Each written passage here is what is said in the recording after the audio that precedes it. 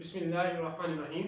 ये फेलोस, आइए आज का लेक्चर शुरू करने से पहले रब्बे ज़ुल जलाल की बारगाह में एक दफ़ा फिर मुल्तजी हूँ कि मौला करीम हमें ऐसे सजदों की तौफीक अता फरमा कि जिससे खिदमत खल्क का जज्बा बढ़े।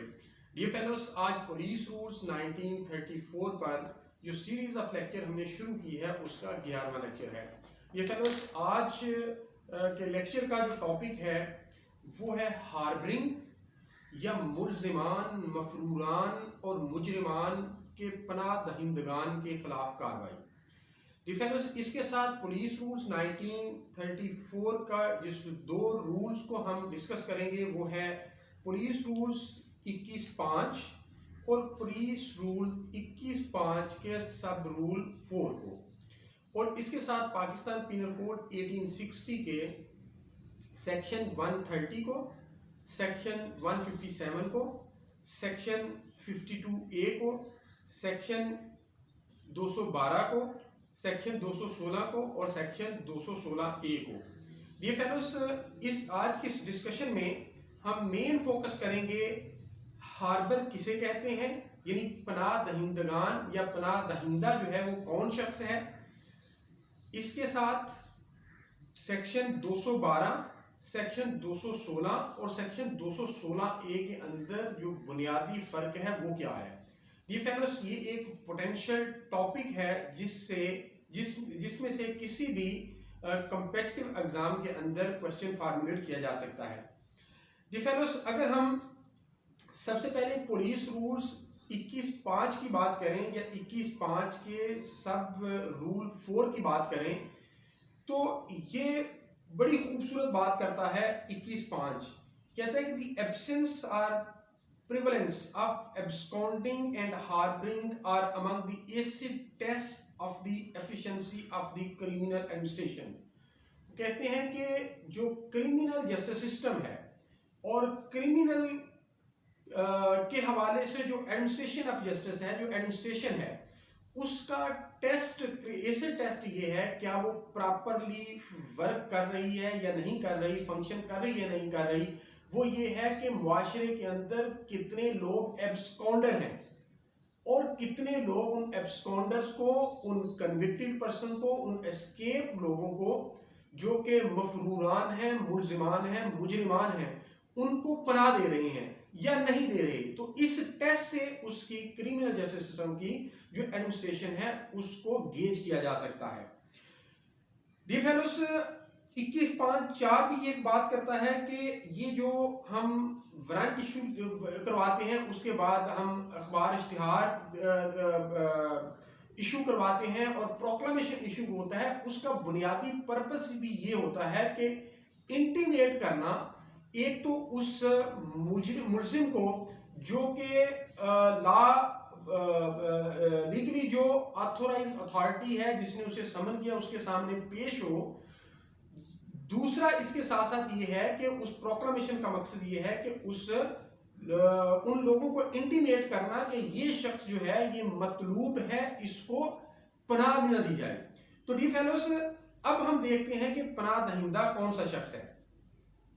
Section 52A Pakistan penal code 1860 इसको डिफाइन करता है कि जो हार्बर है बेसिकली इसके अंदर ये चीजें शामिल हैं क्या कि एक जो मुल्ज़िम है, मुजरिम है या मफरूर शख्स है, उसको अगर शेल्टर दी जाती है तो ये हार्बरिंग है, अगर उसको फूड दी जाती है ये हार्बरिंग है, अगर उसे ड्रिंक दिया जाता है ये हार्बरिंग है, अगर उसे मनी दी जाती है ये हार्बरिंग है, अगर उसे क्लोथ दिए जाते हैं ये हार्बरिंग है, अगर उसे आर्म एम्युनिशन दिया जाता है ये हार्बरिंग है, या उसे मीन्स ऑफ कन्वेंस दिए जाते हैं ये हार्बरिंग है, या उसे किसी भी किस्म की असिस्टेंस प्रोवाइड की जाती है बाय एनी मीन्स जो पहले जिक्र कर दिए हैं ये मीन्स या इसके अलावा। लेकिन ये सारे के सारे का मकसद क्या है कि वो शख्स जो मतलूब है टू बी अरेस्टेड, वो उसकी जो एप्रीहेंशन है, जो उसकी अरेस्ट है, उसको इवेड कर जाए, यानी वो भागने से, अरेस्ट होने से बच जाए और अरेस्ट होने से भागने में कामयाब हो जाए। तो इसको आप हार्बरिंग कहते हैं। डी फेलोस, हर वो शख्स जो हार्बरिंग कर रहा है, जो हार्बर है, वो सेक्शन 212, 216 और 216A के तहत जो है वो लायबल टू बी पनिश्ड है, और ये सारे के सारे जो ऑफेंसेस हैं ये कॉग्निजेबल इन नेचर हैं, यानी काबिल दस्तंदाजी है और उन पर FIR लॉन्च हो सकती है। अब इनके अंदर फर्क क्या है? सेक्शन 212 जो है, सबसे पहले हम इस पे बात करते हैं।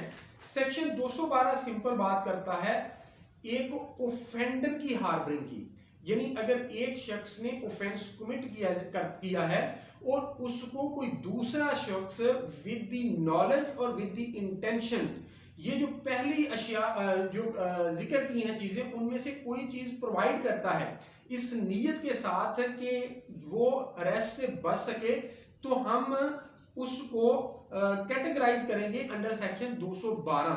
अब 212 के आगे फिर फर्दर PPC ने कैटेगराइजेशन की है कीपिंग इन व्यू दी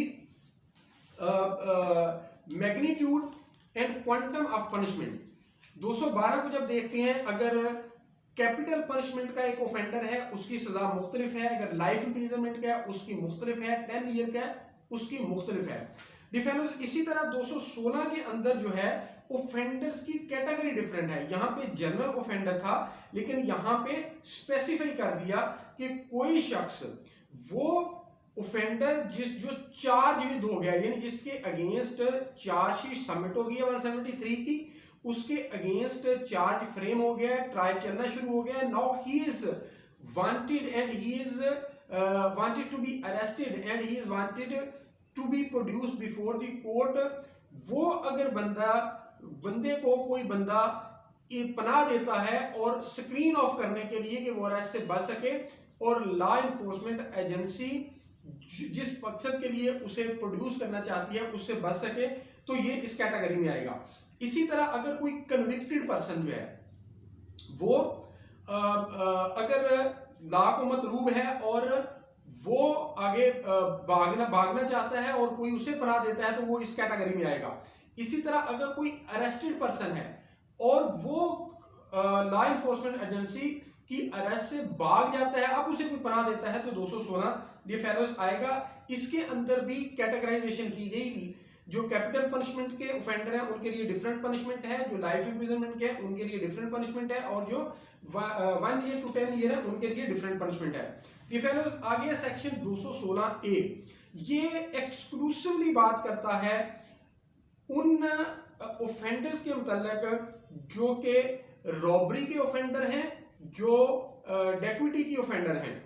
वो क्या काम करते हैं? वो सारी की सारी हार्बरिंग में से कोई भी चीज करते हैं दो मकासद के लिए, to facilitate the commission of robbery या डेक्विटी, या screening them or any of them from the punishment. यानी जो ऑफेंडर हैं उनको या तो रॉबरी कमिट करने में फैसिलिटेट करते हैं, डेक्विटी कमिट करने में फैसिलिटेट करते हैं, या उनको भागने में कामयाब होने में और उस अरेस्ट से बचने से कामयाब होने में फैसिलिटेट करते हैं, या हार्डवेयर से कोई भी चीज प्रोवाइड करते हैं, तो वो इस कैटेगरी में आएंगे। फेलोज अब इसकी कुछ एक्सेप्शंस हैं। एक्सेप्शन इसकी सेक्शन 157 है पाकिस्तान पीनल कोड का, और सेक्शन 130 है। सेक्शन 157 जब 52A को हम पढ़ते हैं तो उसके अंदर ही आगाज में एक्सेप्शन दिए कि except in section 157 and in section 130 in the case in which the harbour is given by the wife और husband of the person harbour. दो इसके अंदर एक्सेप्शन आ गई। पहली एक्सेप्शन है, फिर उसकी आगे फर्दर एक्सेप्शन है। पहली एक्सेप्शन ये है कि ये जो हार्बरिंग का ऑफेंस है, अगर वाइफ अपने हस्बैंड को पनाह देती है तो उस पर अप्लाई नहीं होगा, या हस्बैंड अपनी वाइफ को पनाह देता है, उनमें से कोई ऑफेंडर है और दूसरा जो है पनाह देता है, उन पर अप्लाई नहीं होगा। लेकिन आगे फर्दर इसकी भी एक्सेप्शन है। अगर सेक्शन 157 के तहत कोई ऑफेंडर है, यानी कि कोई बंदा हायर किया गया है फॉर द अनलॉफुल असेंबली, और उसको उसकी वाइफ या वाइफ हायर की गई है और हस्बैंड पनाह देता है, तो उस पर ये एक्सेप्शन लागू नहीं होगी। उन पर हार्बरिंग का ऑफेंस जो है वो अप्लाई होगा और FIR लॉन्च हो सकती है। इसी तरह सेक्शन 130 ये प्रिजनर ऑफ वार और स्टेट ऑफ वार की बात करता है कि अगर एक प्रिजनर ऑफ वार जो है वो एस्केप कर जाता है, भाग जाता है लॉ इन्फोर्समेंट एजेंसी की अरेस्ट से, या स्टेट प्रिजनर है वो भाग जाता है, उसको अगर उसकी वाइफ भी पनाह देती है, अगर वाइफ भागी है और हस्बैंड जो है वो पनाह देता है, तो उन पर ये एक्सेप्शन का इत्तलाक नहीं होगा। उन पर हार्बर के ऑफेंसेस जो है इन्वोक होंगे। डियर फेलोज, ये थे पुलिस रूल्स और ये थे sections of Pakistan penal code 1860 जो मैंने आपके सामने रखे। मुल्जिमान, मफरूरान और मुजरिमान की पनाह देने वाले लोगों के खिलाफ कार्रवाई के हवाले से उम्मीद करता हूँ आज का लेक्चर आपको पसंद आया होगा। अगर आज का लेक्चर आपको पसंद आया हो तो बाबुल इल्म लॉ अकेडमी यूट्यूब चैनल को सब्सक्राइब जरूर कीजिएगा और हमारी इस वीडियो को लाइक जरूर कीजिएगा। अल्लाह ताला आपका हामी नासिर हो। बहुत शुक्रिया।